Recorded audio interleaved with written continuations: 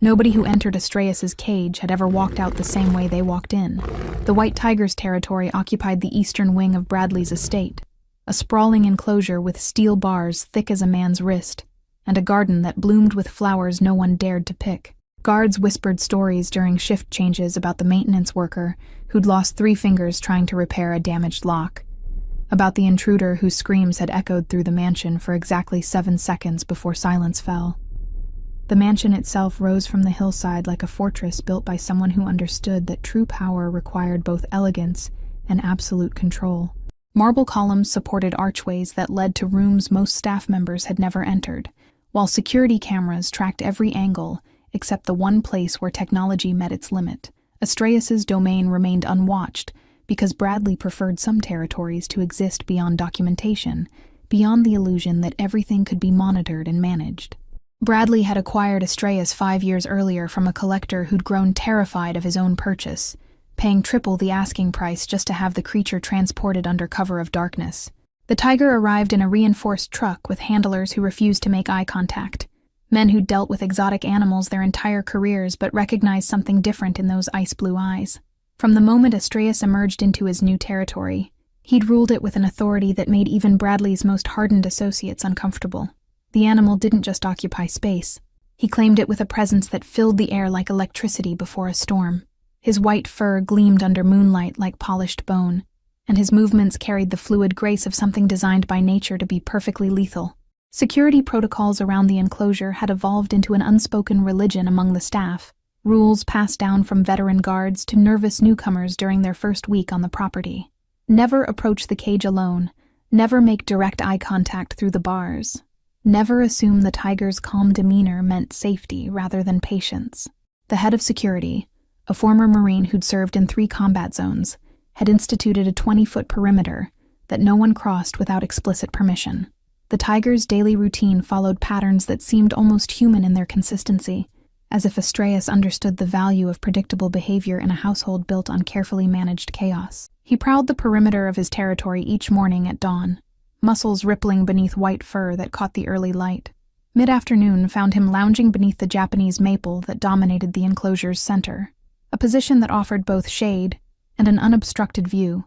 At night, when the mansion's lights dimmed and most of the staff retired to their quarters, Astraeus would stand at the front of his cage and stare toward the main house with an intensity that made late-shift guards check their weapons twice. Something about those blue eyes in darkness suggested intelligence that went beyond animal instinct, a calculating awareness that made even armed men feel suddenly vulnerable and exposed. Bradley watched the tiger from his study window most evenings, a glass of whiskey in one hand, and his phone silenced on the desk beside him. The animal fascinated him in ways he'd never articulated to anyone, not because of its strength or beauty, but because of what it represented. Astraeus had never been tamed, never showed affection or sought approval, never compromised the essential wildness that made him both magnificent and terrifying. In a world where Bradley commanded loyalty through a combination of fear and financial incentive, the tiger's complete indifference to human authority felt almost refreshing. Astraeus owed him nothing, despite 5 years of perfect care, acknowledged no debt, despite the territory and freedom Bradley had provided.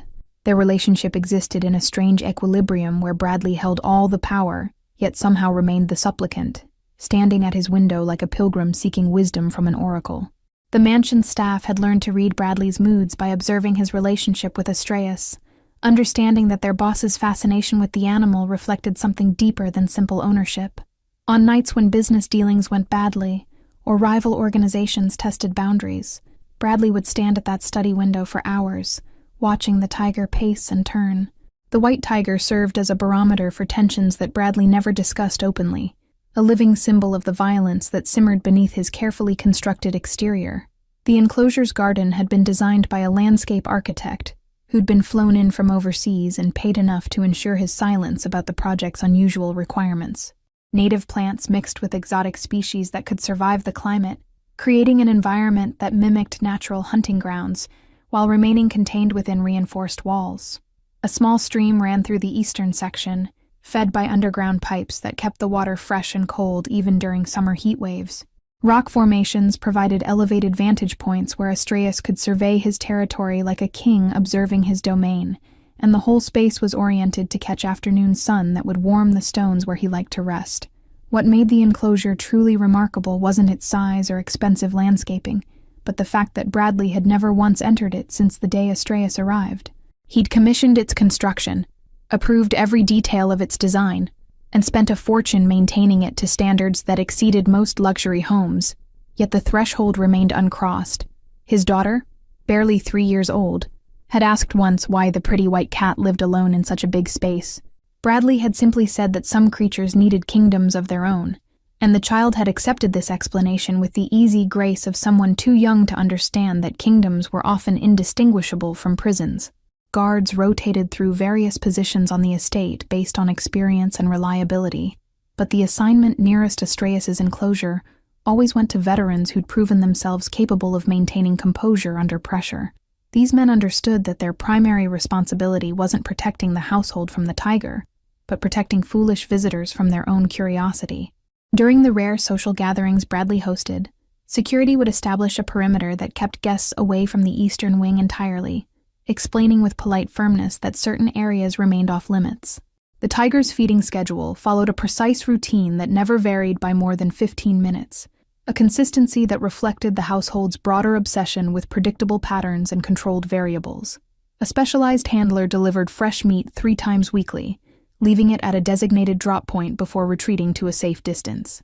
Astreus would approach only after the handler had cleared the area completely, eating with the unhurried confidence of an apex predator who'd never had to compete for resources. Rumors about why Bradley kept such a dangerous animal circulated among staff members during breaks and shift changes. Theories ranging from exotic status symbol to elaborate security system to something darker that nobody wanted to name directly. Some believed the tiger represented Bradley's connection to overseas criminal organizations, a gift from associates whose operations extended into regions where such animals could still be acquired. Others thought Astreus served as a test of loyalty, observing which staff members maintained proper respect for danger versus those who grew complacent around beauty. The enclosure's northern wall backed against a section of the property that bordered undeveloped woodland, creating an illusion that Astreus's territory extended beyond its actual boundaries into wild spaces where human rules ceased to apply. Bradley had specifically requested this design element, wanting the tiger to see forests and open sky rather than just mansion walls and manicured lawns. It was a small concession to the animal's nature, an acknowledgement that even in captivity, some part of Astreus needed to feel connected to spaces humans couldn't fully control. On clear nights, when the moon rose above the tree line and cast silver light across the enclosure, the white tiger would stand at the northern fence and stare into the darkness beyond, perfectly still, except for the slow movement of his breathing. These moments of stillness held more weight than his powerful movements during daylight hours, suggesting depths of awareness that made observers wonder what thoughts moved through a mind designed for hunting, yet trapped in artificial paradise. The championship game had reached its final quarter when rain began to fall, light at first, then gradually intensifying into a steady drizzle that misted the mansion's exterior lights and made the gardens shimmer like something from a half-remembered dream. Inside the central monitoring room, 5 security guards clustered around the main screen where heavily armored players collided in slow-motion replays. Their attention had narrowed to that single illuminated rectangle, professional vigilance temporarily sacrificed to the primal human need for spectacle and tribal victory. Madeline had been walking for 3 hours before she saw the lights of Bradley's estate, rising from the hillside like a constellation that had fallen to earth and decided to stay. Her clothes clung to her skin where the rain had soaked through, simple cotton that had been inexpensive, even when new and now carried the weight of water like penance.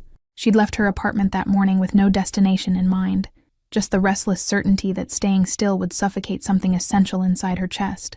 The neighborhood where she'd grown up had taught her that big houses on hills belonged to people who'd never noticed someone like her, invisible in the way that poverty makes people invisible to those who've never experienced its particular kind of erasure.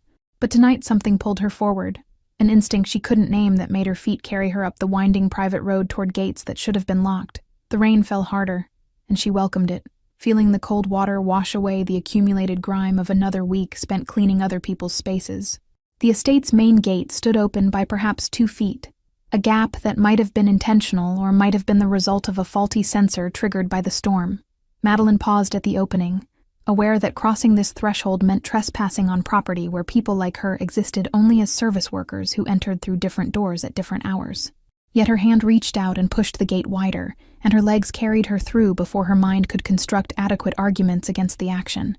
The driveway curved through landscaping that must have cost more than she'd earn in 5 years, every plant positioned with the kind of precision that money could buy when aesthetics mattered more than practicality. She walked past fountains that continued running despite the rain, past flower beds that bloomed in arrangements too perfect to be anything but professionally maintained. The mansion itself grew larger as she approached, its lit windows suggesting warmth and space in quantities she'd never personally experienced. Security protocols dictated that motion sensors should have alerted the monitoring room to her presence, but the guards' attention remained fixed on the game's final moments, where victory hung in perfect balance. Madeline moved through their blind spot like a ghost, visible only to cameras that no one was currently watching. The rain intensified, and she pulled her thin jacket tighter, knowing it provided no real protection, but needing the gesture anyway. She'd almost reached the mansion's rear entrance when she saw the enclosure, its steel bars catching light from floods that illuminated the space with artificial daylight. Something white moved behind those bars, something massive that made her stop and stare despite the cold water, now running in rivulets down her face. The creature turned, and she saw eyes that glowed blue even from 50 feet away, an impossible color that seemed to burn with its own internal light. Madeline had grown up with her grandmother's stories about animals that carried more than just animal consciousness, creatures that existed on the border between the natural world and something older that humans had mostly forgotten. The old woman had been considered eccentric by neighbors who dismissed her tales as superstition mixed with early dementia. But Madeline remembered every word, every gesture, every warning about respecting the boundaries between human spaces and the territories that belonged to beings who operated according to different rules. The white tiger moved closer to the bars, and she found herself walking toward the enclosure as if pulled by invisible threads. Logic suggested she should run, should retreat back through the open gate, before someone noticed her trespassing on property that represented wealth and power so far beyond her experience. Instead, her feet carried her forward, rain-soaked shoes squelching against manicured grass that felt wrong beneath her soles, too soft and too perfect. Inside the monitoring room, one of the guards glanced at his secondary screen and frowned, noticing movement in a sector that should have been empty, but his team erupted in celebration as their favored team scored, and the momentary concern dissolved back into collective joy. The alert on his screen blinked twice, then cleared itself when the system detected no further motion in that zone, classifying Madeline's presence as a false positive, triggered by rain patterns and wind-blown debris. She reached the enclosure's entrance, a heavy door with a lock that looked like it could withstand military-grade assault. The rain fell harder, and she wiped water from her eyes, staring at the white tiger who now stood completely still, watching her with an intensity that should have triggered every survival instinct. Instead, she felt only curiosity, the same pull that had brought her up the hill and through the open gate. Her hand reached for the door handle, expecting it to be locked, finding it immovable as anticipated. She tried again, pulling harder, then noticed a secondary mechanism half hidden behind a decorative panel that most visitors would never think to check. Her grandmother's voice echoed in memory, words about how important things were often concealed in plain sight, protected not by obvious barriers, but by assumptions about what people would or wouldn't think to try. The mechanism yielded to pressure applied at a specific angle, and she heard something click deep within the door's framework. It swung inward with a whisper of well-oiled hinges, revealing the garden beyond where the white tiger stood like a statue carved from snow and moonlight. Madeline stepped through without hesitation, and the door closed behind her with a sound like finality, like the universe acknowledging that certain thresholds once crossed, redrew all the maps that came after. Astraeus lowered his massive head, and a sound emerged from his chest that rattled through the wet air, a growl that carried 5 years of solitude and defensive fury. His lips pulled back, revealing teeth designed to crush bone and tear flesh, and his body shifted into a stance that preceded the killing strike. Every muscle tensed beneath white fur now darkened by rain, and his blue eyes fixed on Madeline with the focused intensity of a predator who'd identified prey. She should have frozen, should have retreated, should have done anything except continue walking forward through rain that fell harder inside the enclosure, as if the storm itself wanted to witness whatever came next. But her grandmother's voice spoke instructions in her memory, words in a language she barely remembered learning, and her hands moved in a gesture that looked like prayer, but served a different purpose entirely. The gesture came from traditions that predated modern understanding of animal behavior, rooted in times when humans and predators negotiated their relationships through respect rather than dominance. Her fingers formed shapes that carried meaning beyond language, acknowledgement of the tiger's sovereignty within his territory, and recognition that she entered not as conqueror, but as someone seeking permission from the space's rightful guardian. The movement took 3 seconds, and in those seconds, the distance between human and animal collapsed into something that existed outside typical categories.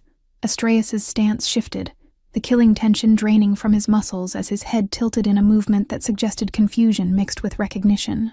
The growl faded to silence, replaced by a sound almost like a question, a rumble that vibrated at a frequency Madeline felt in her chest rather than heard with her ears. She took another step forward, then another, until she stood close enough to see individual droplets of water clinging to his whiskers. Her palm extended slowly, offering her scent for inspection, maintaining the posture her grandmother had demonstrated decades ago in a kitchen that smelled of bread and old wood.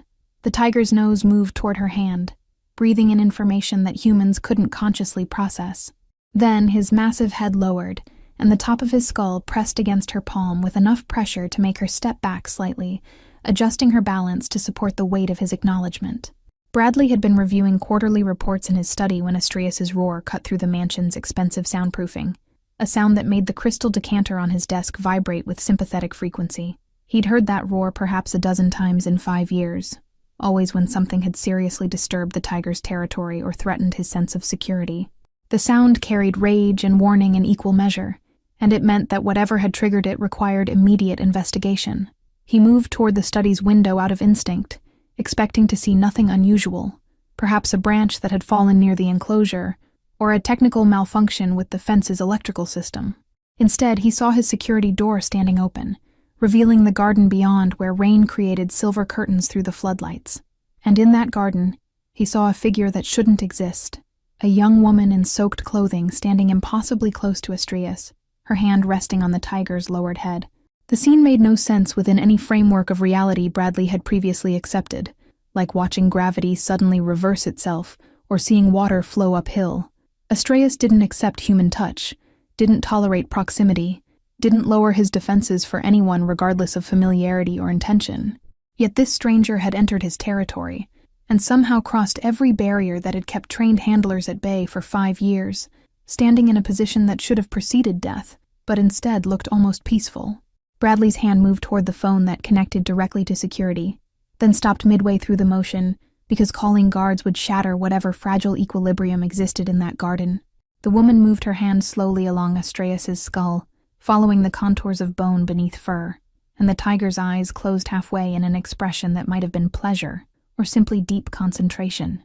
Rain continued falling, and the woman's dark hair clung to her face in strands that made her look younger than she probably was, vulnerable in ways that should have triggered predatory instincts, rather than whatever strange acceptance the tiger now displayed.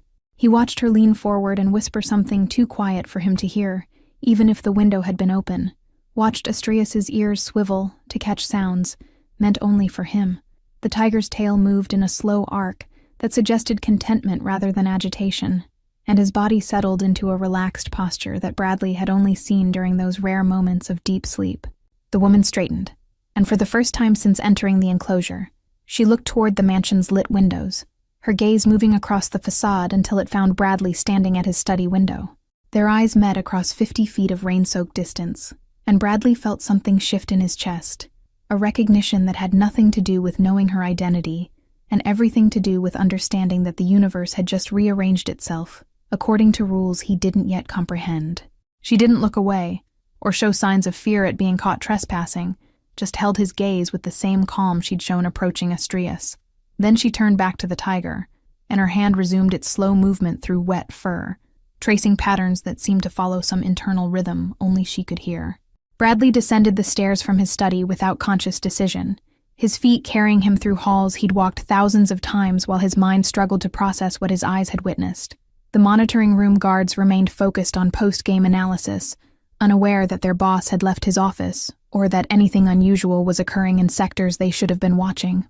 He moved through the mansion like a shadow, avoiding spaces where staff might intercept him with questions or concerns. The rain hit his face when he stepped outside, cold water that should have shocked him into reconsidering this approach, but instead felt cleansing, washing away the studied composure he maintained during business hours. He walked across the lawn toward the enclosure, each step carrying him closer to a scene that violated every assumption about safety and territory that had governed this household since Astraeus' arrival. The tiger's blue eyes tracked his approach, but the animal made no move to stand or assume defensive postures, seemingly content to remain where he was.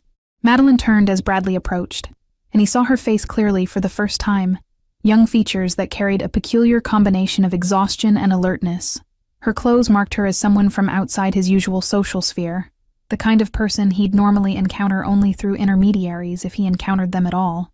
Yet she stood in his tiger's enclosure, with her hand resting on Astraeus' head, like it was the most natural thing in the world, unbothered by the rain, or the dangerous animal, or the fact that she'd trespassed on property worth more than most people earned in a lifetime. He stopped 10 feet from the enclosure's open door, close enough to speak without shouting, but far enough to maintain the distance that protocol demanded. Words formed and dissolved in his mind, questions about how she'd entered, why she'd approached the tiger, what gesture or technique had allowed her to bypass 5 years of carefully maintained aggression. But what emerged from his mouth was simpler, stripped of professional authority, and reduced to genuine confusion that overrode his usual need for control. The question hung in wet air between them while Astraeus watched with eyes that seemed to understand more than they should, a white tiger serving as witness to the moment when two completely separate worlds collided and discovered they shared unexpected common ground. Madeline's hand continued its slow movement through the tiger's fur, maintaining contact that appeared to ground her as effectively as it calmed the animal. She opened her mouth to respond, and Bradley leaned forward slightly, drawn toward whatever explanation she might offer for the impossible thing he'd just witnessed. But before she could speak, Astraeus lifted his head and released a sound that wasn't quite a growl and wasn't quite a purr, something that vibrated at a frequency that made Bradley's chest ache with an emotion he couldn't immediately name. The tiger moved, his massive body shifting to position himself between Madeline and Bradley, not aggressively but almost protectively, as if he'd already decided which human in this equation deserved his loyalty. The white tiger's blue eyes fixed on Bradley with an expression that might have been challenge, or might have been invitation. Impossible to distinguish between the two. Madeline's voice emerged soft against the rain's steady percussion, explaining that she'd seen the open gate and followed instinct rather than logic, drawn by something she couldn't articulate in ways that would satisfy someone who lived by contracts and calculated risks. Her grandmother had taught her to trust feelings that moved through her body like electricity, sensations that preceded thought, and often proved more reliable than rational analysis. Bradley listened without interrupting, his mind cataloging details about her speech patterns and body language, the way she maintained eye contact without aggression, and kept one hand resting lightly on Astraeus' shoulder, as if drawing strength from the contact. She spoke about her grandmother's stories with a reverence that suggested genuine belief rather than nostalgic attachment to childhood fairy tales. Most people would have dismissed such explanations as superstitious nonsense, but Bradley had spent 5 years watching Astraeus defy every attempt at conventional understanding. The security team finally noticed the open enclosure door on their monitors, and Bradley's phone vibrated in his pocket with incoming alerts that he ignored completely. Protocols demanded immediate response to any breach of Astraeus' territory, yet here stood the breach itself, looking entirely unthreatening while the supposedly dangerous animal acted like a house cat seeking affection. Bradley made a mental note to review security footage later, to understand how someone had walked onto his property without triggering the sophisticated systems he'd paid a fortune to install. Astraeus shifted his position, moving to Madeline's side rather than standing between them, and his tail swept in a slow arc that scattered raindrops in patterns that caught the floodlights. The tiger's posture suggested he'd made some decision about the situation, determined that Bradley posed no immediate threat, and could therefore be tolerated within visual range. It was more acceptance than the animal had shown toward any human besides Bradley himself, and even that relationship had been built on 5 years of careful distance and mutual respect for boundaries. The rain began to ease, transitioning from downpour to drizzle, and the sudden reduction in noise made the garden feel smaller, more intimate, as if the three of them existed inside a bubble that separated this moment from the ordinary flow of time. Bradley found himself taking a step closer to the enclosure's entrance, testing boundaries he'd maintained since Astraeus' arrival. The tiger watched, but didn't react with aggression, and Bradley interpreted this as permission to continue, to cross the threshold he'd commissioned, but never personally violated. His foot touched the enclosure's interior ground, expensive leather shoes making contact with earth that had been Astraeus's exclusive domain for half a decade. The tiger's ears swiveled forward, tracking the movement, but his body remained relaxed against Madeline's side. Bradley took another step, then another, aware that he was probably making the most dangerous decision of his life, but unable to stop himself from approaching the impossible scene that had rewritten every rule he'd established. Madeline watched him advance with an expression that suggested curiosity rather than fear, as if she understood that whatever happened next would reshape more than just this single evening. Her hand continued its slow movement through Astraeus's fur, maintaining the connection that seemed to ground all three of them in this strange new configuration. The wet strands of her dark hair framed a face that carried exhaustion around the eyes, but determination in the set of her jaw, contradictions that made Bradley wonder what circumstances had brought her walking through rain toward a mansion she had no business approaching. He stopped 5 feet from where they stood, close enough to see the intricate patterns in Astraeus's fur, the way white darkened to cream along his spine, the individual whiskers that framed his massive face. The tiger's blue eyes fixed on Bradley with an intensity that still carried warning despite the apparent calm, a reminder that acceptance could be revoked faster than human reflexes could respond. Yet something in that gaze also held recognition, acknowledgement that Bradley had finally crossed into territory he'd only observed from safe distances, finally committed to direct engagement rather than passive observation. The scent of wet jasmine drifted through the enclosure from plants Bradley had specifically chosen because they bloomed in rain, releasing fragrance that transformed storms into something almost sacred. Madeline breathed deeply, and Bradley saw her shoulders relax slightly, tension draining in response to sense that bypassed rational thought and spoke directly to some older part of human consciousness. He'd installed those plants for aesthetic reasons, never imagining they might serve as olfactory bridges between strangers meeting under circumstances that defied conventional explanation.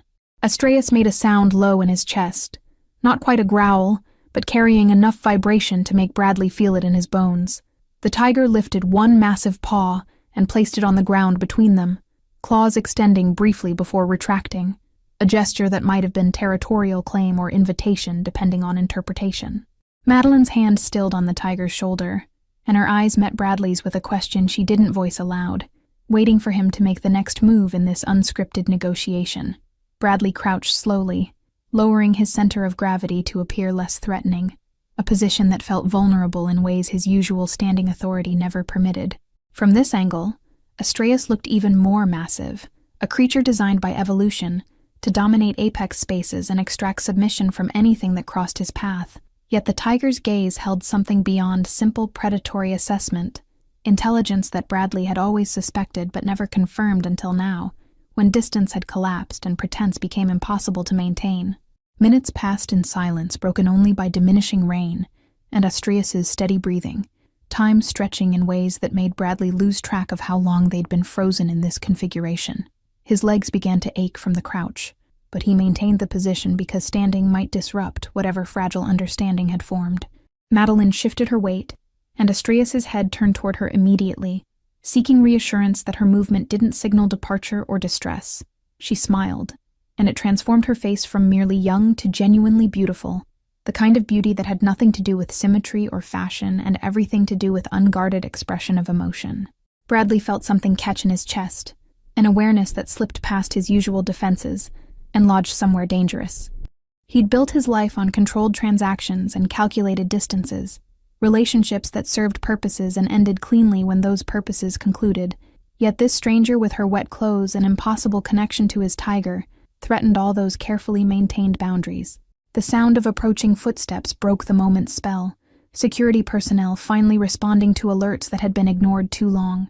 Bradley stood in a single fluid motion, authority reasserting itself as he turned toward the enclosure entrance where his head of security appeared with hand on weapon and confusion written across his face. The man's eyes moved from Bradley to Madeline to Astraeus and back again, trying to construct a narrative that made sense of the scene, but clearly failing to find one that fit observable facts. Bradley raised one hand in a gesture that meant stand down, remain silent, wait for explanation, a signal his security team had learned to obey without question. The head of security's hand moved away from his weapon, but his posture remained tense, poised to intervene if the situation deteriorated in ways that required immediate action. Behind him, 2 other guards maintained position just outside the enclosure, their faces reflecting the same confusion their supervisor struggled to hide beneath professional composure. Astreus released a rumbling sound that carried clear warning, his blue eyes fixing on the new arrivals with an intensity that made all 3 security personnel take involuntary steps backward. The tiger's body tensed, muscles coiling in preparation for movement that could cross the distance between them in seconds if he decided these newcomers represented threats requiring elimination.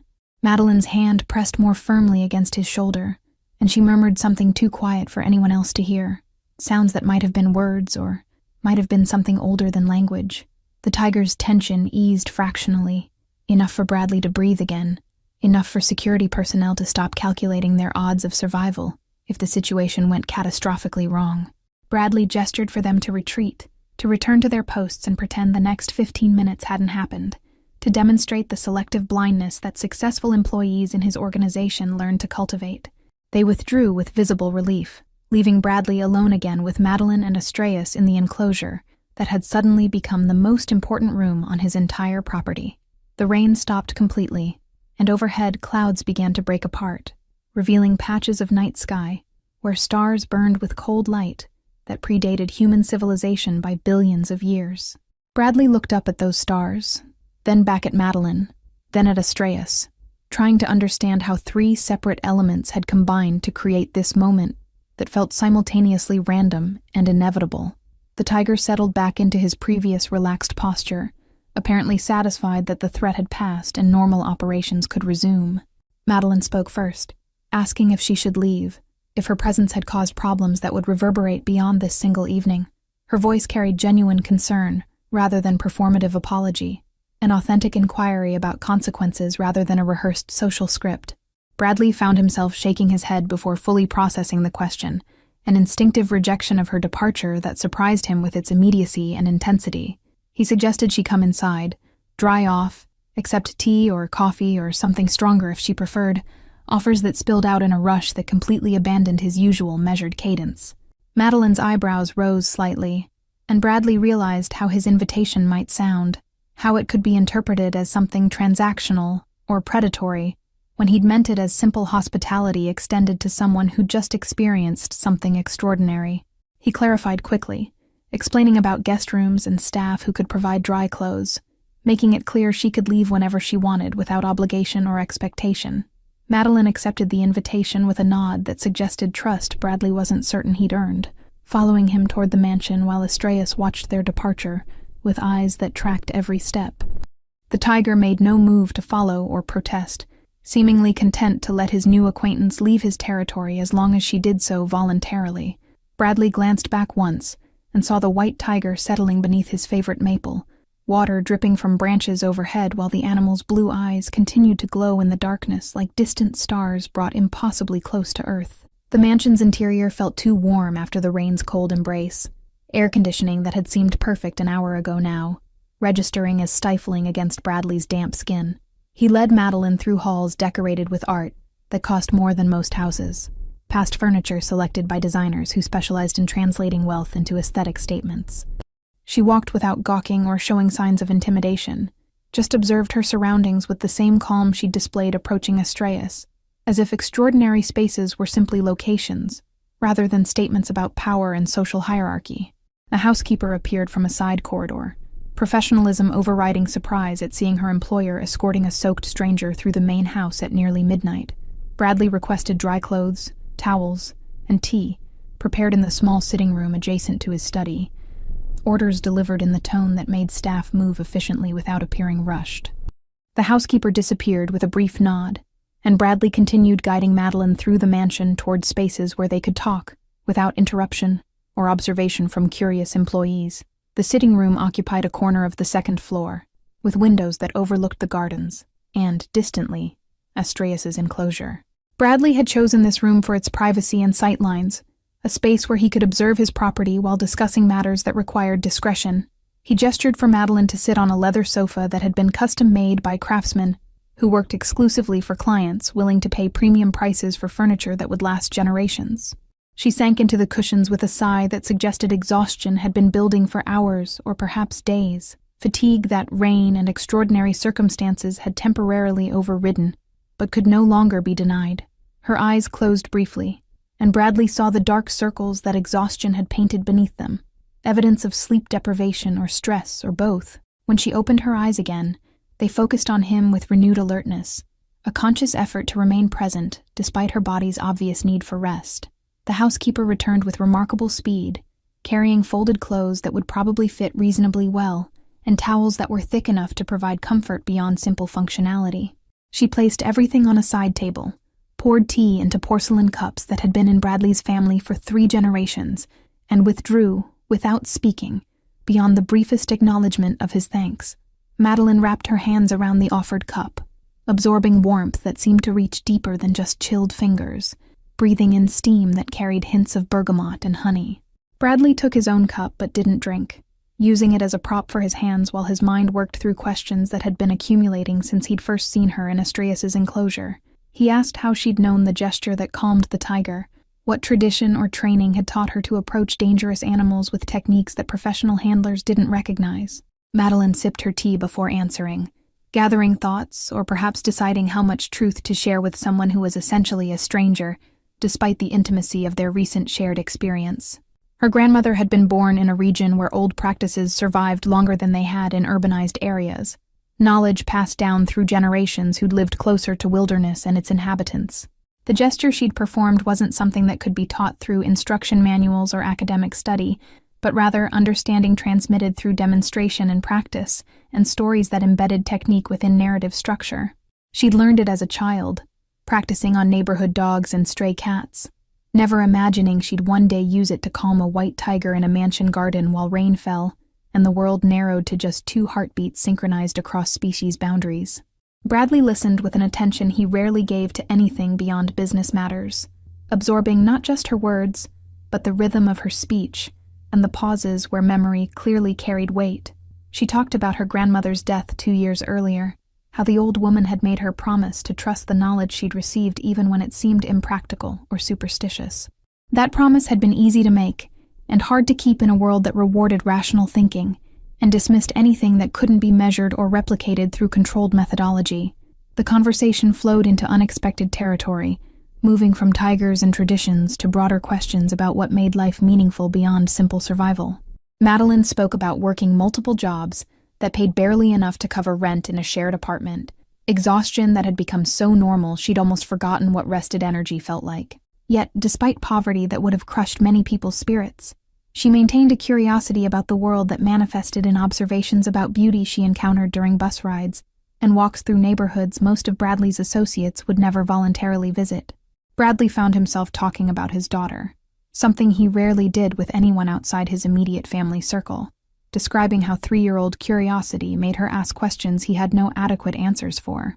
She wanted to know why people couldn't just share everything so nobody went hungry, why some kids had toys that filled entire rooms, while others had nothing, why her father worked such long hours if he already had more money than they could spend.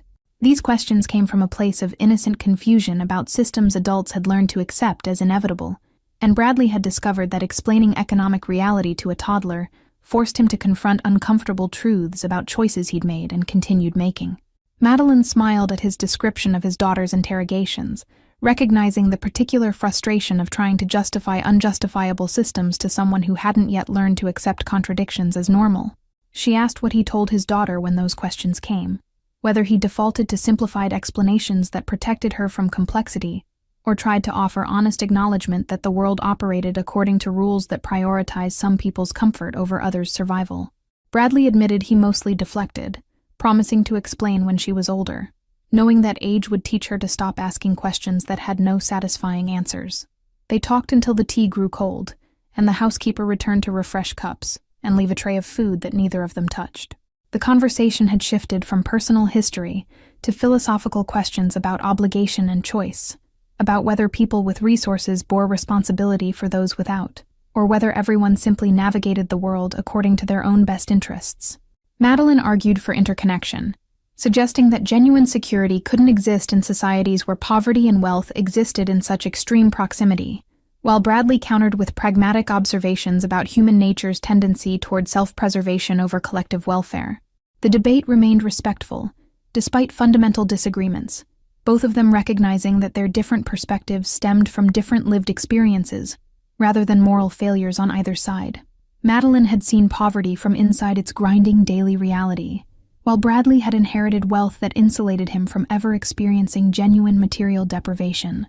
Neither could fully understand the other's position, because understanding required experience that couldn't be transmitted through conversation alone, yet the attempt to bridge that gap created unexpected connection. Hours passed without either of them noticing, darkness outside the windows gradually giving way to pre-dawn gray that suggested morning approached faster than seemed possible. Bradley glanced at his watch and felt surprised that they'd been talking for nearly 4 hours, time that had compressed in ways he'd rarely experienced. Madeline noticed his gesture and asked if she should leave, awareness dawning that she'd occupied his attention far longer than politeness probably permitted.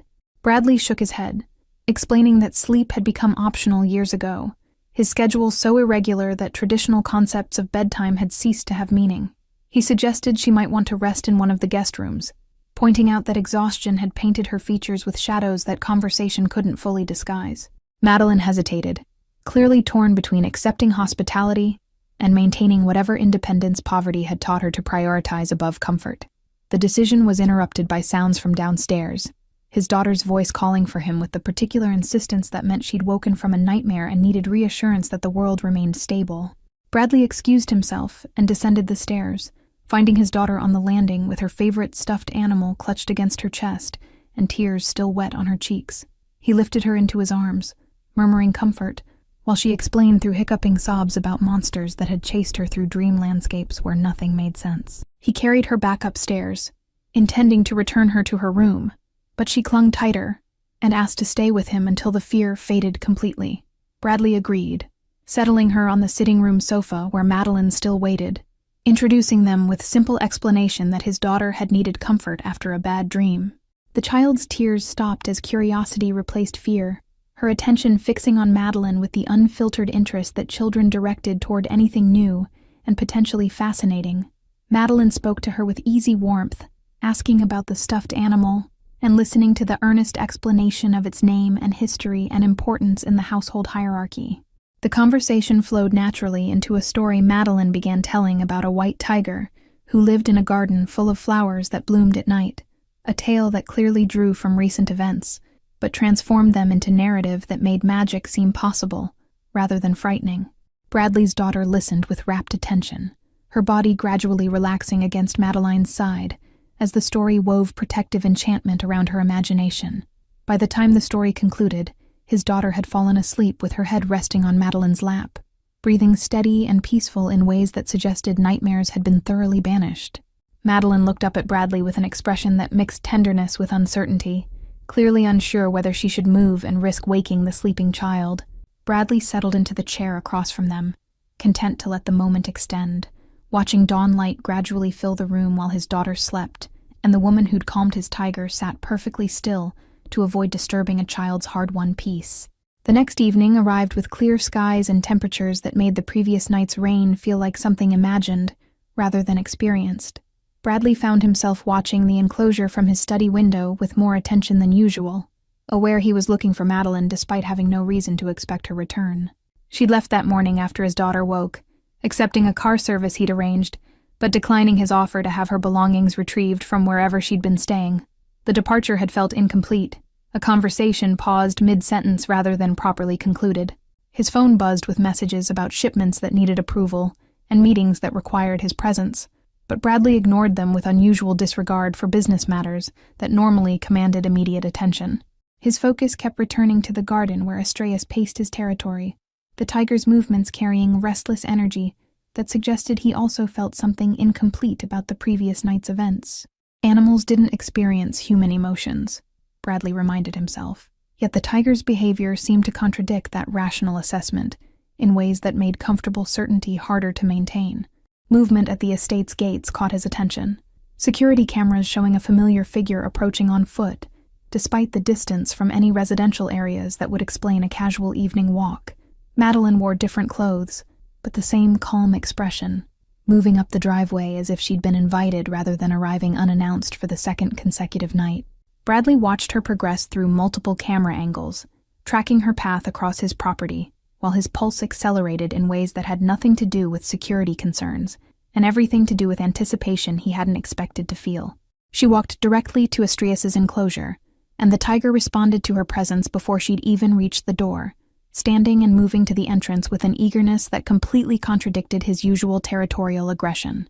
The door opened at her touch, that same hidden mechanism yielding to pressure she'd somehow intuited during her first visit, and Astrias greeted her with a sound that rumbled through the garden like distant thunder. Madeline's hand found his head immediately, resuming the contact that had calmed him previously, and the tiger leaned into her touch with an abandon that made Bradley's chest tighten with emotion he couldn't quite name. Bradley descended from his study without conscious decision, his feet carrying him through the mansion and out into gardens that had become a stage for interactions that rewrote every assumption he'd previously held. The evening air carried the scent of jasmine again, those same plants releasing fragrance that seemed to mark significant moments, as if the garden itself participated in events unfolding within its boundaries. He approached the enclosure more confidently than the previous night, remembering that Astrias had tolerated his presence once, and might do so again. Madeline turned as he neared, and her smile held warmth that suggested she'd been hoping he'd appear, rather than simply tolerating his intrusion. Astrias acknowledged Bradley with a brief glance, before returning his attention to Madeline, making clear where his primary loyalty resided but also indicating that Bradley's presence wouldn't be actively opposed. The three of them stood in configuration that was becoming familiar, a triangle of awareness where each point tracked the others while maintaining their own distinct perspectives and priorities. They talked while the sky darkened from blue to purple to black, conversation flowing more easily than it had the previous night, building on foundation they'd established during those hours in the sitting room. Bradley found himself sharing details about his business operations that he'd never discussed with anyone outside his inner circle, explaining how legitimate enterprises provided cover for activities that generated actual profit. Madeline listened without judgment or visible shock, as if she'd always understood that wealth like his couldn't be generated through entirely legal means and systems designed to concentrate resources among those who already controlled them. She talked about her jobs with a matter-of-fact acknowledgement of their futility, describing how no combination of hourly wages would ever generate enough income to escape the cycle that kept her trapped in poverty. The math simply didn't work unless something fundamental changed, yet changing anything fundamental required resources she'd never accessed through sanctioned pathways. Bradley heard the frustration beneath her calm recitation of facts, recognized the particular exhaustion that came from fighting systems designed to prevent exactly the kind of upward mobility they claimed to reward. Astrias settled between them, his massive body creating a physical bridge that connected two people who should have remained in completely separate worlds. The tiger's presence made their conversation feel protected somehow, as if his territory existed outside normal social rules and hierarchies that would otherwise have prevented genuine connection. Bradley found his hand reaching toward Astrias's fur, hesitating before making contact, aware that this boundary had never been crossed, and might still carry consequences his previous visit had simply postponed rather than eliminated. Madeline noticed his hesitation and spoke quietly to Astrias, words Bradley couldn't quite hear, but that made the tiger's ears swivel toward her. The animal shifted slightly, angling his body to make his shoulder more accessible, and Bradley understood this as invitation offered through Madeline's intercession. His palm touched white fur that felt coarser than it looked, warm from retained body heat, alive in ways that made abstract knowledge of Astrias's physical presence transform into visceral reality that bypassed rational thought entirely. The three of them remained there, while stars emerged overhead, a constellation of awareness, where each member served essential function in maintaining the whole. Bradley felt something shift inside his chest, a rearrangement of priorities that had been slowly occurring since the previous night, but now solidified into conscious recognition. Madeline represented everything his world usually excluded, yet her presence had revealed gaps in existence he'd built around himself, spaces that wealth and power couldn't adequately fill no matter how much of either he accumulated. His daughter appeared at the mansion's rear entrance, her nanny trailing behind with apologetic expression that suggested the child had insisted on this evening excursion, despite bedtime protocols. She ran across the lawn with 3-year-old abandon, heading directly for the enclosure where she'd been told never to approach. Bradley moved to intercept her, but Madeline's hand on his arm stopped him, her head shaking slightly in gesture that suggested trust rather than intervention. The child reached the enclosure and pressed her face against the bars, calling to Astraeus with the unself-conscious confidence of someone too young to have learned proper fear. The tiger turned toward her, and Bradley's entire body tensed, prepared to act despite knowing he'd never move fast enough if Astraeus decided to treat his daughter as prey. But the white tiger simply approached the bars and lowered his head, bringing his face level with the child's, separated only by steel that suddenly seemed inadequate protection against catastrophic possibilities. His daughter reached through the bars before Bradley could stop her, her small hand touching Astraeus' nose while she laughed with pure delight. The tiger's eyes closed briefly, accepting the contact with the same patient tolerance he'd shown Madeline, and Bradley felt fear transform into something close to wonder. His daughter withdrew her hand and turned to him, announcing that the pretty white cat liked her, that she could tell because he'd made a happy sound when she touched him. Madeline crouched beside his daughter, and they began talking about Astraeus in voices too quiet for Bradley to hear clearly, the child's animated gestures suggesting enthusiastic storytelling. The tiger watched them both with an expression that might have been contentment, his tail moving in slow arcs that contradicted everything Bradley had believed about the animal's temperament and capacity for social connection. The scene looked impossible, a configuration that violated every safety protocol and common sense assessment. Yet it was occurring with such natural ease that objecting would have felt absurd. Bradley's head of security appeared at the garden's edge, radio in hand, clearly responding to reports about the child's proximity to dangerous territory. Bradley waved him off with a gesture that meant stand down, everything's under control, trust what you're seeing even if it makes no sense. The security chief's face reflected profound confusion, but he retreated as ordered, leaving Bradley to manage a situation that definitely wasn't under control in any conventional meaning of the phrase, but somehow felt safer than most carefully planned operations he'd overseen. The evening extended into night, his daughter eventually falling asleep against Madeline's shoulder, while Astraeus dozed nearby, creating a tableau that would have seemed staged if Bradley hadn't witnessed its organic development. He stood apart from them, observer to a scene that included him, but didn't require his participation, watching three beings from completely different circumstances find unexpected harmony in a garden designed to contain violence that had somehow transformed into sanctuary for connection he'd never imagined possible. Madeline looked up at him, and her eyes held a question she didn't voice, an inquiry about whether this could continue, or whether tonight represented an aberration that morning would erase. Bradley found himself nodding, answering the unspoken question with commitment that probably exceeded wisdom, but felt more right than any decision he'd made in years. The cage door would remain open, he decided, both literally and metaphorically, allowing whatever was developing between them to unfold according to its own rhythm, rather than rules imposed by circumstances that suddenly seemed less relevant than they'd appeared just 48 hours earlier. His daughter stirred, and Madeline carefully shifted her position to avoid waking her, movements that spoke to experience with children despite her young age. Bradley moved to collect his daughter, lifting her into his arms where she settled without fully waking, secure in the familiar comfort of her father's presence. Madeline stood, and for a moment they faced each other across 3 feet of space that felt simultaneously vast and negligible, a distance that could be crossed in a single step, but represented a journey that would require more than physical movement. Bradley suggested she stay, not in a guest room this time, but in spaces closer to where his daughter slept, rooms that would position her as something more than visitor, but less than he could yet define. Madeline's acceptance came without hesitation, and he recognized that she'd been hoping for exactly this invitation, waiting to see if he'd offer what she'd been too uncertain to request. They walked back to the mansion together, Astraeus watching from his enclosure with eyes that caught starlight, and held it, the white tiger serving as witness to the beginning of something that would change all 3 of their lives in ways none of them could yet fully comprehend.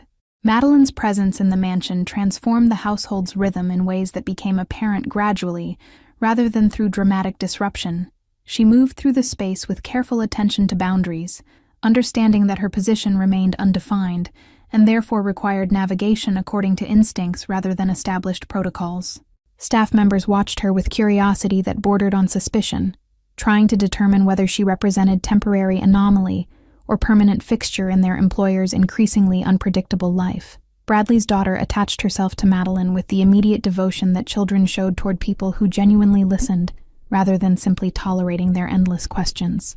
Morning routines now included the child dragging Madeline to the breakfast table, insisting she sit beside her while Bradley read reports and drank coffee that had gone cold before he remembered to drink it. The nanny hovered nearby with barely concealed relief at having assistance with a 3-year-old whose energy seemed limitless. The enclosure became their evening destination, all three of them drawn to Astraeus's territory, as if the tiger's garden offered something the mansion's expensive rooms couldn't provide.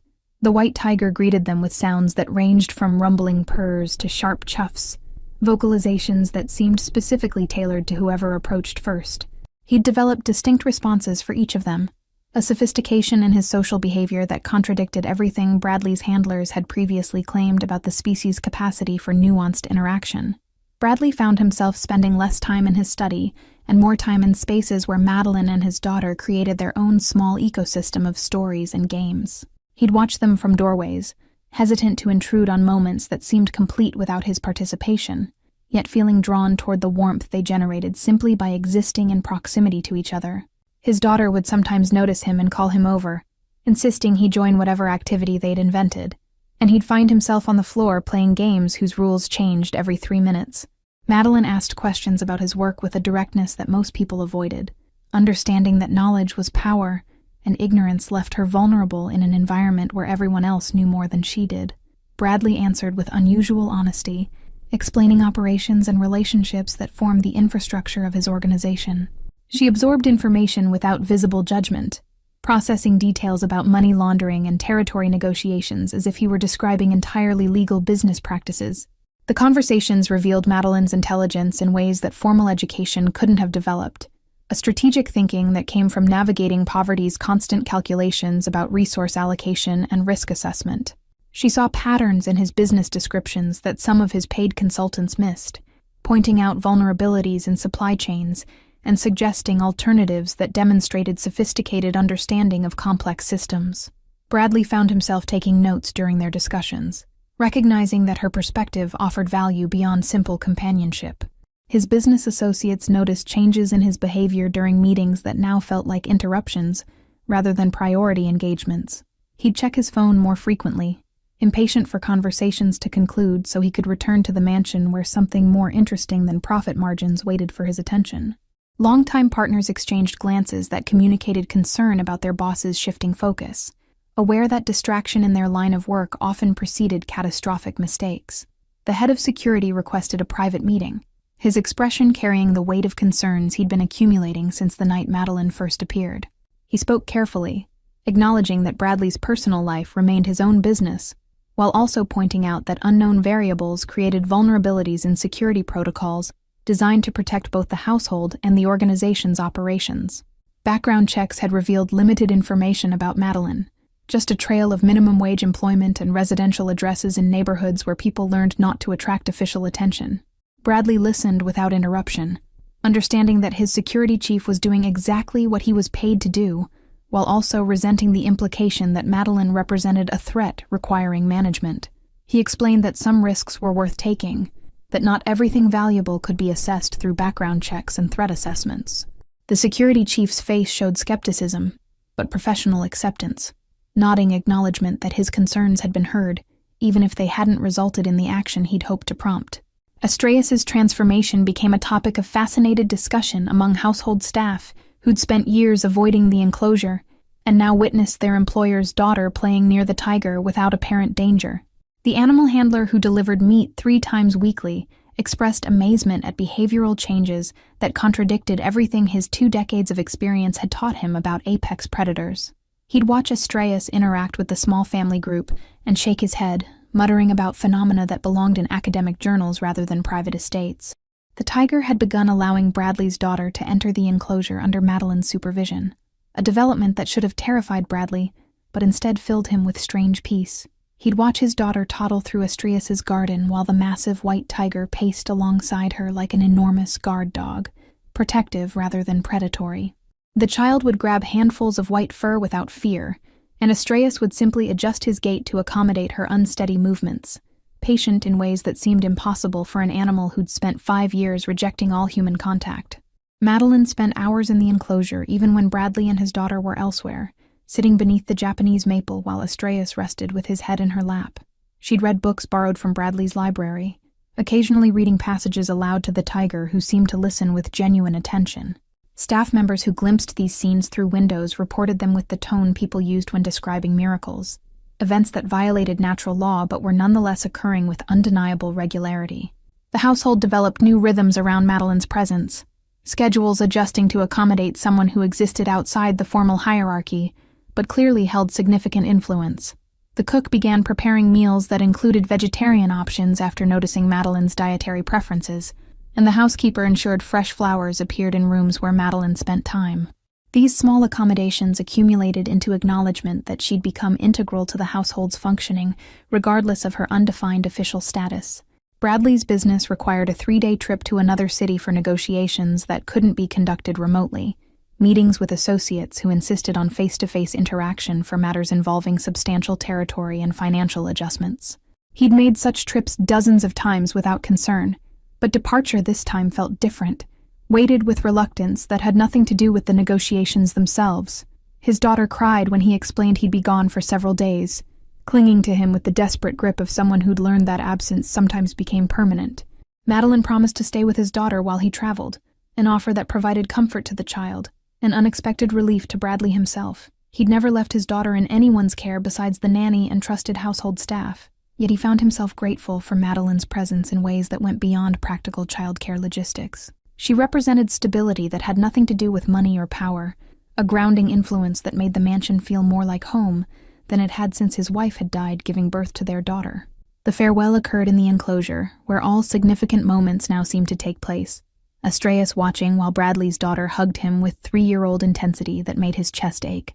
Madeline stood nearby with one hand resting on the tiger's shoulder, and Bradley found his gaze moving between his daughter and Madeline and Astreus, a triangle of connection that had become essential to his sense of equilibrium.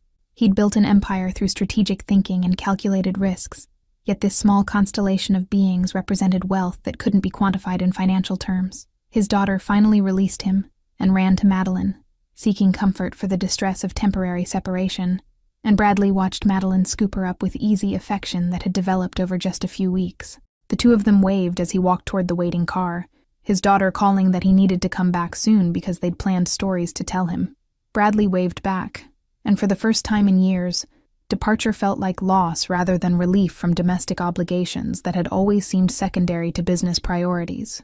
The 3 days away felt longer than previous trips that had lasted weeks, hours stretching in ways that made Bradley check his phone constantly for updates that Madeline sent without being asked.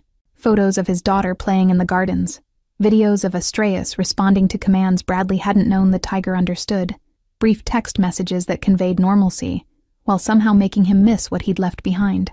Business negotiations concluded successfully, territories were reallocated according to carefully structured agreements, yet Bradley found himself hurrying through final dinners and declining optional social events that would extend his absence. The return journey felt urgent in ways that had nothing to do with business concerns waiting at home, anticipation building as his car climbed the hillside toward the estate. Security gates opened, and he saw lights in the enclosure where evening had already fallen, 3 figures visible in the illuminated space. His daughter spotted the car and began jumping with excitement, and Madeline stood beside her with a smile that suggested she'd been counting hours as carefully as he had. Astreus approached the enclosure fence as Bradley exited the car, the tiger's blue eyes reflecting light in ways that made them seem to glow with internal fire.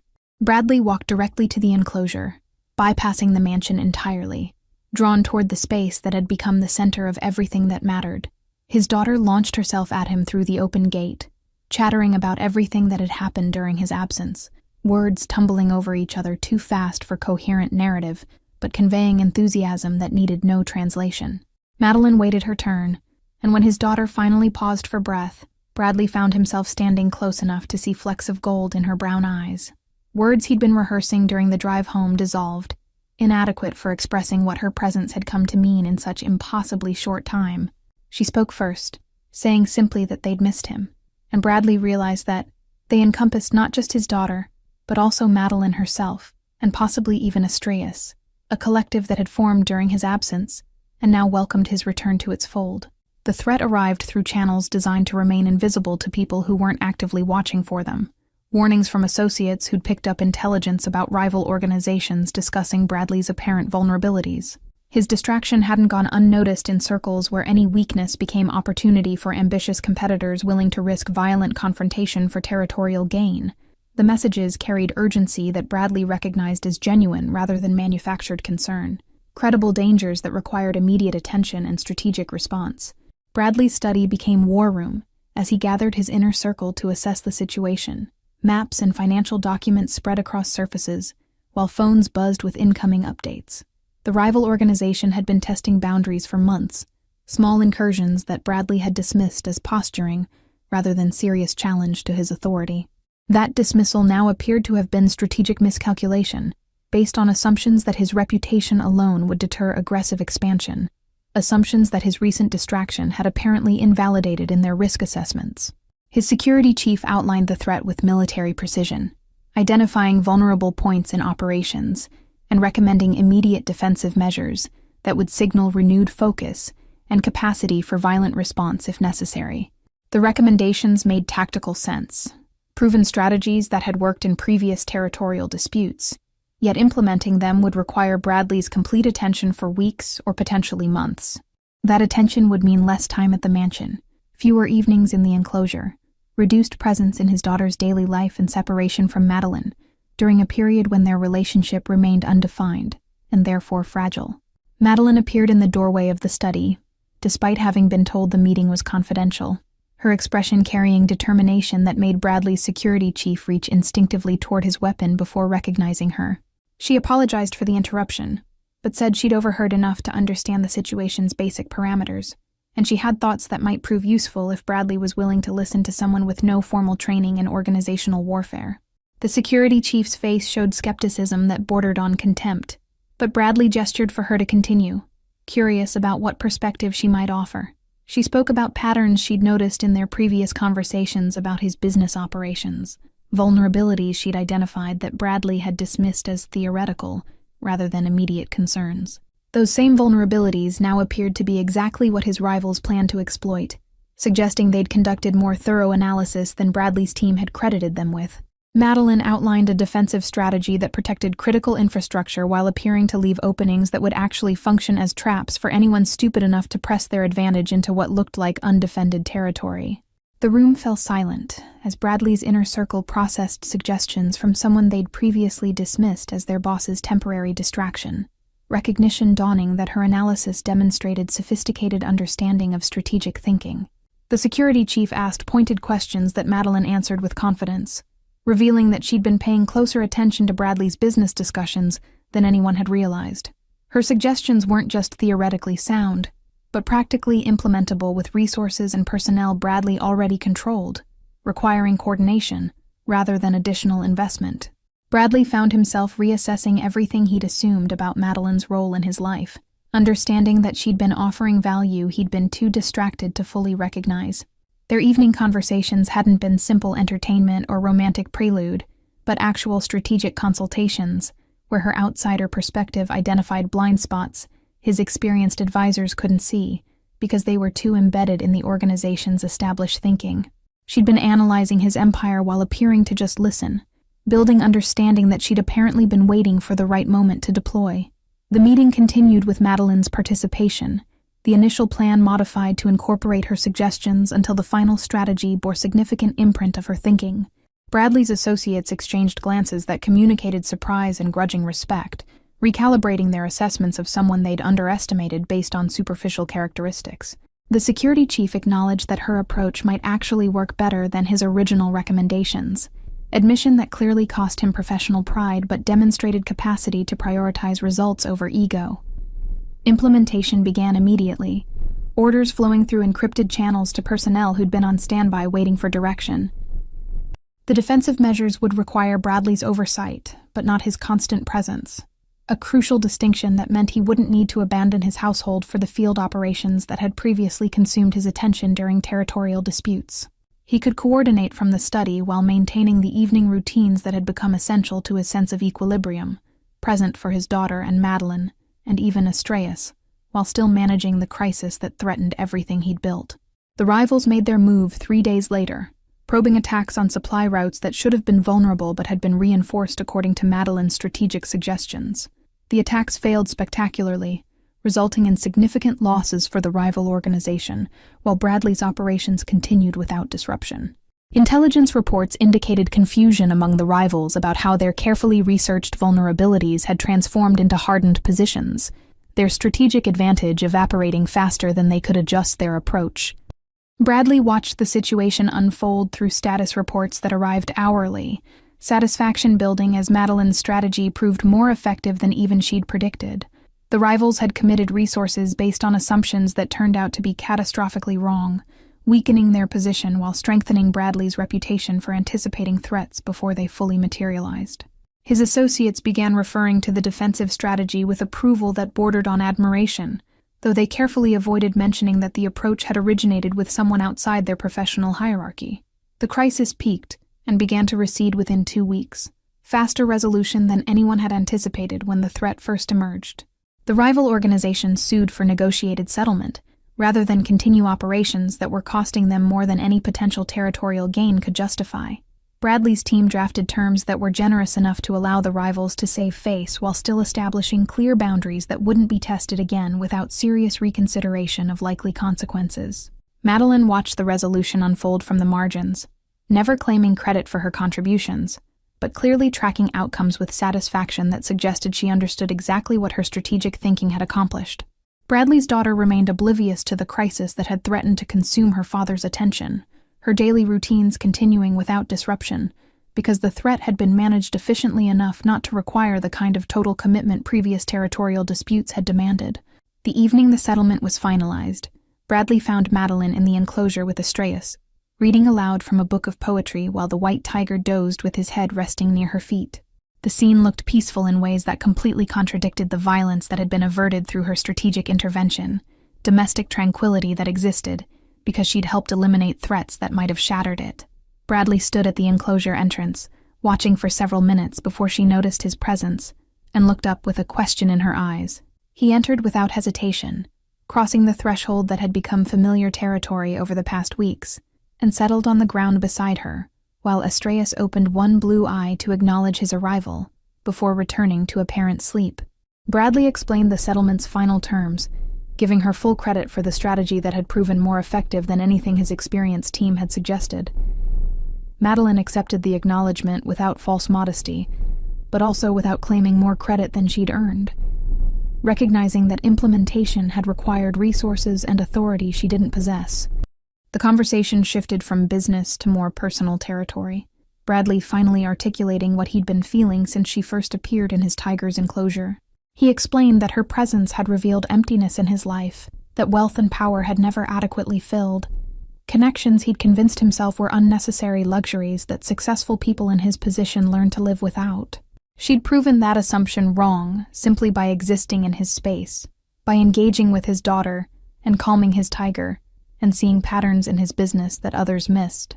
Madeline listened without interrupting, her hand resting on Estrellas' side, in a gesture that had become habitual during their conversations. When Bradley finished, she spoke about her own reassessment of assumptions she'd held about people like him, acknowledgement that she'd arrived at his mansion with prejudices shaped by poverty's resentments toward wealth's indifference.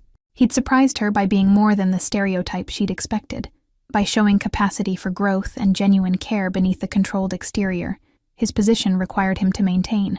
Estrellas stirred and lifted his head, looking between them with an expression that might have been satisfaction, or might have been simple contentment with the current arrangement.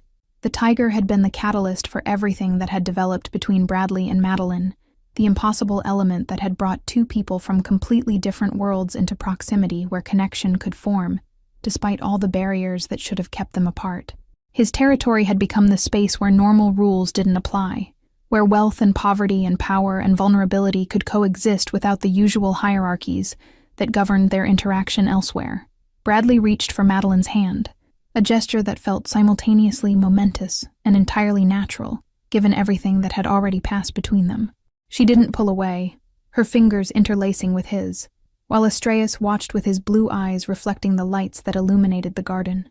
The evening air carried jasmine scent again, that familiar fragrance marking another significant threshold crossed, another moment when the universe paused to acknowledge that something important was occurring in this carefully maintained space. His daughter's voice called from the mansion, announcing that bedtime was approaching, and she needed both Bradley and Madeline present for the elaborate ritual she'd constructed around going to sleep. They stood together, and Astraeus rose with them, the three of them moving toward the enclosure entrance in a configuration that had become as natural as breathing. The tiger stopped at the gate, watching them cross back into the human world while he remained in his kingdom, his role complete now that he'd brought them together and seen the connection solidify into something that might actually last. 3 months transformed the household in ways that would have seemed impossible during those first chaotic nights when Madeline had appeared like an answer to questions Bradley hadn't known he was asking. The mansion's rhythms had fully adjusted to include her as integral rather than temporary presence, staff members no longer questioning her authority when she made decisions about household matters or his daughter's daily schedule. She'd become the center around which multiple orbits revolved, providing stability that allowed everyone else to function more effectively in their respective roles. Bradley's daughter had started calling Madeline by a name that wasn't quite mother, but carried similar weight and affection. Syllables the child had invented that meant something closer to person who makes everything better. The nanny had gradually reduced her hours as Madeline assumed more of the daily childcare responsibilities, transition that occurred naturally rather than through formal negotiation. Mornings now began with the child climbing into Madeline's bed for stories before breakfast, routines that had established themselves through repetition until they felt like they'd always existed this way. The business operations had stabilized under the new defensive arrangements, Bradley's reputation enhanced rather than damaged by the recent crisis that had been resolved so efficiently. Associates who'd initially questioned his judgment about Madeline now sought her input during strategic planning sessions, recognizing that her perspective provided value they couldn't generate from within their own established thinking. She attended meetings in the study, contributing analysis that consistently identified opportunities and risks others missed, earning respect through demonstrated competence rather than relying on her relationship with Bradley. Astraeus's cage stood permanently open, the heavy door propped back in a position that made clear its security function had ended. The white tiger still spent most of his time in the enclosure's garden, preferring his established territory to the larger estate grounds, but he'd begun accompanying them on evening walks through the property. Neighbors who glimpsed a white tiger strolling across immaculate lawns beside a small child would later question whether they'd actually seen what they thought they'd seen, reality proving too strange for comfortable certainty about their own perceptions. The tiger's presence had become protective rather than aggressive, his massive body positioning itself between the household and any perceived threats with an alertness that made Bradley's security team nervous, despite understanding they now had the world's most effective early warning system. Delivery personnel learned to check whether Astraeus was visible before approaching the mansion, and those who forgot received gentle but unmistakable reminders that the white tiger took his guardianship seriously, even when appearing to doze in afternoon sun. Bradley found himself working fewer hours, as Madeline's strategic contributions allowed him to delegate more effectively, trusting his team to implement decisions, rather than micromanaging every detail personally. The time reclaimed went into his daughter's life, hours spent on the floor building elaborate structures from blocks that would immediately be destroyed so construction could begin again. He'd discovered that his daughter's games carried their own logic that made perfect sense once he stopped trying to impose adult expectations about purpose and outcome. Evening meals became the day's anchor point, the four of them gathering around the table while Astraeus dozed nearby, full from his own dinner, and content to participate through proximity rather than active engagement. Conversations ranged across topics that had nothing to do with business or survival, idle speculation about which stars were actually planets, and whether trees communicated through their roots the way his daughter insisted she'd read in a picture book. These discussions felt more valuable than the strategic planning sessions that had previously consumed his evenings, connection that existed for its own sake rather than serving instrumental purposes. Madeline had transformed the mansion's aesthetic through subtle changes that accumulated into significant shifts in atmosphere, introducing plants that thrived in the controlled interior climate, and rearranging furniture to create spaces that invited conversation, rather than impressing visitors with wealth's visual markers. The modifications made rooms feel inhabited rather than displayed, spaces where people actually lived instead of sets designed to communicate status.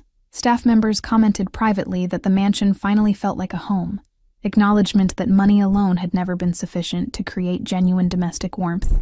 The question of Madeline's official status remained unresolved, neither of them particularly concerned with defining their relationship through conventional categories or legal structures.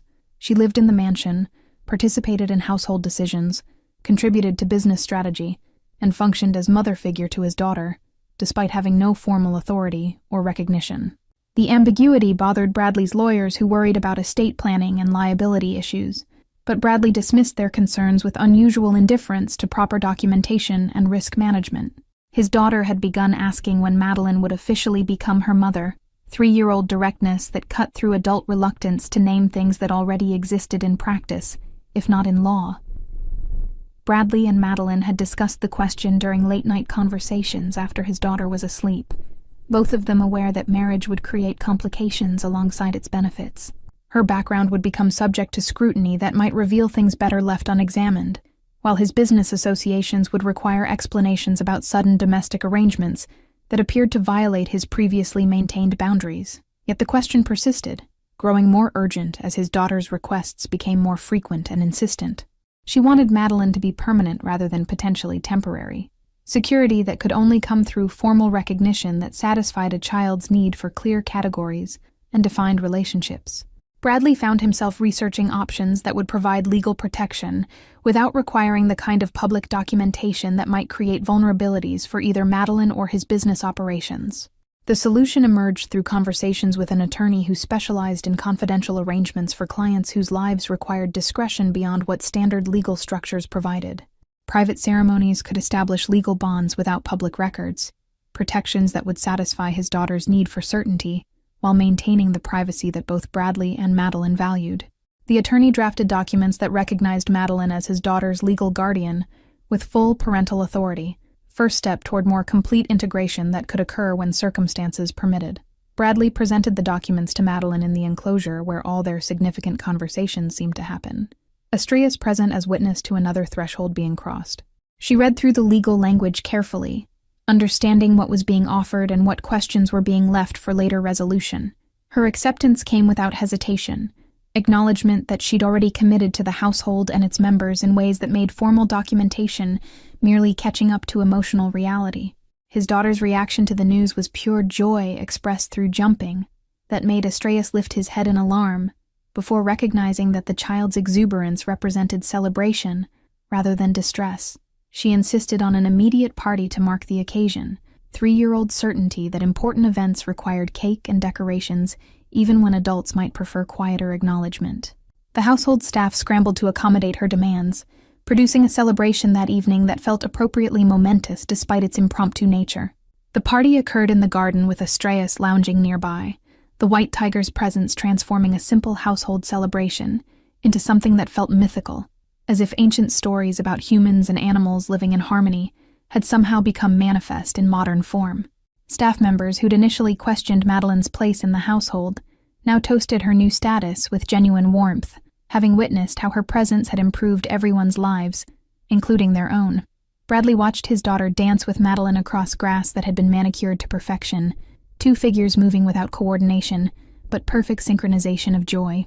Estrellas observed them with his blue eyes reflecting party lights strung through trees, the tiger's expression suggesting satisfaction with arrangements he'd somehow facilitated simply by being the catalyst that brought them all together.